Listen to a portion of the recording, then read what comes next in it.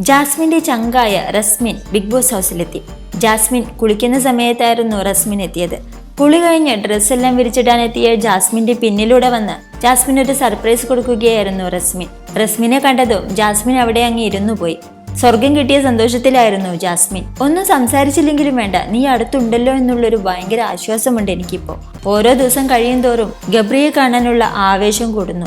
മാത്രമല്ല എങ്ങനെ തള്ളി നീക്കുമെന്നൊക്കെയുള്ള ഒരു ടെൻഷനിലായിരുന്നു ഞാൻ. പക്ഷെ നിന്നെ കണ്ടപ്പോൾ അത് പകുതിയും മാറി. പിന്നീട് ബാക്കിയുള്ളവരുടെ വിശേഷങ്ങളെല്ലാം ജാസ്മിൻ റസ്മിനോട് ചോദിക്കുന്നുണ്ട്. ഹൗസിലുണ്ടായ കുറെ കാര്യങ്ങളൊക്കെ റസ്മിനുമായി പങ്കുവെക്കുന്നു. മറ്റു പല കാര്യങ്ങളെപ്പറ്റി ചോദിക്കണമെന്നുണ്ടെങ്കിലും ബിഗ് ബോസിന്റെ നിയന്ത്രണമുള്ളത് കൊണ്ട് ഒന്നും ചോദിക്കാൻ പറ്റാത്തതിന്റെ ഒരു അസ്വസ്ഥത ജാസ്മിന്റെ മുഖത്ത് കാണാം.